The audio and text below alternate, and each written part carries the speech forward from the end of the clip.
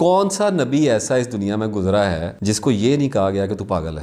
نعوذ باللہ، کون سا نبی ایسا ہے؟ یہ بات ہم مذہبی طور پہ تو مان لیتے ہیں. میں نے جب طائف کو پڑھا تو شروع سے ہی ہوتا ہے، جب ذرا غور سے پڑھا، جب اس کی ہولناکی دیکھی تو میں نے اپنی بیوی کو، مجھے یاد، میں نے ایک دفعہ ایک بات کہی، میں کیا مجھے یہ نہیں سمجھ آتی کہ اگر زندگی میں کسی بھی انسان کے ساتھ آپ سے کے علاوہ طائف ہو تو وہ بچ کیسے جائے گا یہاں سے؟ دیکھیں کتنے بھی آپ ملنگ ہو جائیں، سیلف رسپیکٹ کے ساتھ ہی جیا جاتا ہے. میں کپڑے پہن کے بیٹھا ہوں، آپ میرے منہ پہ تھپڑ ماریں، مجھے ایک دفعہ دماغ میرا ہلے گا. ٹھیک ہے، آپ کو 2 جہانوں کا سردار کر دیا گیا ہے صلی اللہ علیہ وسلم. اتنی بڑی آپ کو آنر بخش دی گئی ہے جو کسی انسان کو اللہ نے دی ہی نہیں ہے نا، پہلے کبھی سوچی بھی نہیں گئی تھی. اور آپ گئے ہیں اور آپ کے پیچھے بستی کے لونڈے اور لچے لگ گئے ہیں، اور وہ آپ کو پاگل کہہ کے میں نے سوچا کہ چلو اپنے شہر کو نہیں کنسیڈر کرتا، میں تو کچھ بھی نہیں ہوں نا. میں ایک فلسفہ لے کے، یہی والا خود سے خدا تک کا، میں چلا جاتا ہوں کاڑے، اور میں لوگوں کو جا کے ان کے 2-4 MNAs کو کہتا ہوں کہ یار رشوت چھاڑ دو، فلاں چھاڑ دو. وہ تھوڑی دیر کہیں گے اچھا ٹھیک ہے، میں کہوں نہیں چھوڑو جیسے بھی ہے. تو میں کہوں تسی کافر ہو رہے ہو فار ایگزامپل، وہ مجھے اٹھ کے مارے تھپڑ اور میں گلی میں بھاگوں اور میرے پیچھے لگ جائیں لوگ اور وہ مارے مجھے پتھر اور میری جوتیاں بھرے نعوذ باللہ خون سے، میری کیا حالت ہوگی؟ جبکہ مجھے پتا ہو کہ میں حق میں ہوں. یہ نہیں کہ 2 جہان، ان کو یہ پتا تھا کہ میں 2 جہانوں کا سردار بھی ہو گیا ہوں، مجھے سراج منیرہ کہہ دیا گیا. وہ تو ان کی تو بات ہی اور ہے نا. ہمارے جیسے لوگ جو چھوٹے چھوٹے نالج لے کے اپنے آپ میں سیلف رسپیکٹ کے بت بنا کے پھر رہے ہیں، اگر ہمیں کوئی تھپڑ مارے پاگل کہہ کے، ہم کیسے بچیں گے اس ٹرامے سے؟ اتنا آپ سے نے فرمایا تمہیں سے ہر ایک کی ایک بلا ہوتی ہے اور سب سے بڑی بلا میری بلا ہے. اور پھر یہ بھی فرمایا ایک حدیث ہے کہ انبیاء کی مصیبت سب سے بڑی مصیبت ہوتی ہے. تو میں نے یہ کہا کہ کون سا نبی ایسا ہے جس کو یہ نہیں کہا گیا کہ تو پاگل ہے، تو مجنون ہے. یہ ورڈ ہے قرآن پاک، تھوڑے سے ذرا نرم کر کے لکھے ہوئے.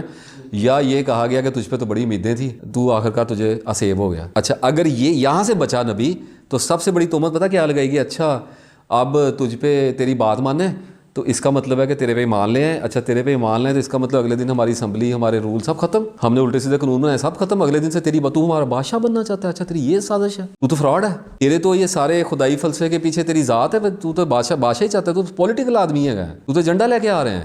نبی سے زیادہ کون محترم ہو سکتا ہے؟ ٹھیک ہے، تو جب وہ اتنے بڑے غم کھا گئے ہیں اور زندگی میں بالکل درست دماغ کے ساتھ اللہ کے پاس چلے گئے ہیں، تو ہم ان کے امتی ہیں اور ہم ان کی سنتوں پہ چلتے ہیں، تو ہم ڈپریشن سے کیوں ڈریں گے بھائی؟ ہمارے ڈپریشن ان کے مقابلے میں ہے کیا ہے؟ 2-4-10 لوگوں کی مخالفت، تھوڑی بہت کوئی غم آ گئے، ٹھیک ہے، ماں باپ فوت، چھوٹے چھوٹے پورشن ہیں. آپ یوں سمجھ لیں کہ بڑی فلم کی چھوٹی چھوٹی جھلکیاں ہیں جو اللہ ہماری. یہ نہیں ہوگا. آپ ٹھیک ہونے کی کوشش کریں گے، اگر آپ مسلمان بننے کی کوشش کریں گے تو آپ کے اوپر اللہ تعالیٰ اپنے نبی صلی اللہ علیہ وسلم کی سنت جاری کرے گا. وہ سارا کچھ آپ کے ساتھ کسی نہ کسی حالت میں ہوگا جو آپ کے ساتھ ہوا ہے. نرم میں ہوگا، کم میں ہوگا، آپ کی برداشت میں ہوگا، لیکن اللہ کرے گا آپ کے ساتھ. کوئی آپ سے کچھ کرے گا. ایک وقت آئے گا جب آپ بے بس کر دیے جائیں گے اور آپ کو یہ بتایا جائے گا کہ تو اپنا فلسفہ اپنے کول رکھ، اور آپ اپنے کمروں میں قید ہوں گے اور آپ کہیں گے کہ ہن میں کی کرنا ہے. تو اتنی بڑی یہ باتیں ہیں کہ اس کے مقابلے میں ڈپریشن اتنا چھوٹا ہے. کیا ہمیں یاد نہیں ہے کہ حضرت یعقوب علیہ السلام کو جب آ کے انہوں نے بتایا بھائیوں نے کہ یوسف علیہ السلام کو بھیڑیا کھا گیا؟ وہ پڑھی ہے نا سورہ یوسف میں، اور یہ کرتا ہے اس کا خون لگ. تو کیا کہا ان سے منہ پھیرا اور کہا ہائے یوسف، اور اس کی آنکھیں غم سے سفید ہو گئی اور وہ غم کو دبا رہا تھا. اس سے بڑا ڈپریشن دیکھا ہے کبھی؟ اللہ مائنڈ ہی نہیں کرتا اپنے نبی کے بارے میں ایسا بتانے میں. حضرت ایوب علیہ السلام کی بیماری پہ اللہ مائنڈ نہیں کرتا. نبی تھے، بازاروں میں چلتے پھرتے تھے، کھانا کھاتے تھے، قرآن پاک کی آیت ہے، نارمل ہے. اس میں کیا مسئلہ ہے؟ اگر آپ نارمل ہو، آپ کو ہٹ آنا ہے، بچوں کا آنا ہے، بیوی کا آنا ہے، غربت کا آنا ہے، خوف آنے ہیں، آپ کو یہ بھی لگنا ہے کہ میں غلط ہوں.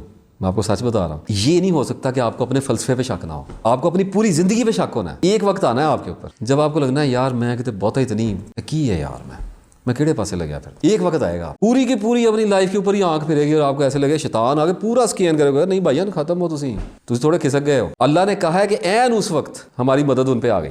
ٹھیک ہے، تو اگر آپ صبر کے ساتھ چل رہے ہیں اور آپ کو پتہ ہے کہ ایک زندگی ہے، یہ گزرتی رہنی ہے اور اس میں مجھے جو زخم آنا ہے وہ بھرتے ہی رہنے ہیں، ہاں مشکل بہت لگے گا، یہ ساری باتیں ختم ہو جائیں گی. جب آپ اپنی پرسنل لائف میں جائیں گے نا، تو جب شارٹ آئے گی نا، تو وہ اتنی ریئل ہوتی ہے کہ آدمی کو سارا کچھ بھول جاتا ہے. اس وقت تسبیحاں آگے آتی ہیں، اس وقت قرآن پاک کی آیتیں پھر آگے آ جاتی ہیں، کیونکہ نفس تو کانپ جاتا ہے نا، وہ تو بھاگ جاتا ہے، وہ کہتا ہے دباؤ دنیا کا، وہ ہے کی ہو گیا میرے نال. بھائی جان دنیا جب چڑھتی ہے نا تو پیسے کی ہیبت، غربت کا خوف، سیکس، نقصان، یہ اتنے بڑے بڑے دیو ہیں کہ آپ جتنا مقابلے میں آگے جاتے ہیں یہ اتنے بڑے بڑے ہو کے آتے ہیں آپ کے آگے. جب یہ آپ کے اوپر چارج کرتے ہیں نا تو ایک دفعہ دل کے اندر لرزہ آتا ہے، آدمی کہتا ہے کیا چیز آئی ہے میرے اوپر. فار ایگزامپل آپ ساری زندگی حلال کی کوشش کریں گے اور اچھا فرض کریں اللہ آپ کو دے، اللہ دے بڑی گاڑیوں میں پھر لیں، اگر اللہ نہیں دیتا تو آپ رستے سے تو نہیں نہ ہٹیں گے، چھوڑ کے تو نہیں بھاگیں گے اللہ کو. وہ ایڑیوں کے بال جو اللہ نے کہا کہ پلٹ جاؤ گے، اگر مارے گئے آپ سے یا شہید ہو گئے تو ایڑیوں کے بال پلٹ جاؤ گے، پلٹنا تو نہیں ہے. تو پھر ہوگا کیا کہ آپ اپنے بیوی بچوں میں بیٹھے ہو، شادی آئی ہے اور وہاں پہ وہی کزن، وہی مامے چاچے جو دنیاوی زندگی جی رہے تھے وہ بڑی گاڑیوں سے اتر رہے ہیں, کلف لگے ہوئے کرتے پہنے ہیں اور ان کے بچوں کے پاس مہنگے کپڑے ہیں, تو اس وقت آپ پہ دباؤ آنا ہے. یہ بالکل آپ چھوڑ دیں کہ آپ کو اللہ یہاں سے سن کرے گا, پاؤں کے نیچے سے زمین ہلانی ہے اس نے, آپ یہ وعدہ ہے تو ہلنے دیں. ایک بات بس, ڈھیٹ, میں توابین کو ڈھیٹ کہتا ہوں, میں کہتا ہوں ہلنا ہی نہیں, واپس واپس واپس واپس شارٹ لگ.